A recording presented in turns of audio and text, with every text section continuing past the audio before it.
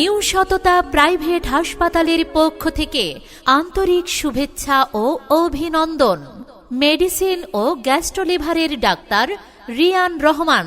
Doctor Riyan Rahman MBBS, BCS স্বাস্থ্য, FCPS gastroenterology শেষ পর্ব, PGT medicine, Sher-e-Bangla medical college ও হাসপাতাল, medical officer medicine, Bakerganj UHC Barishal.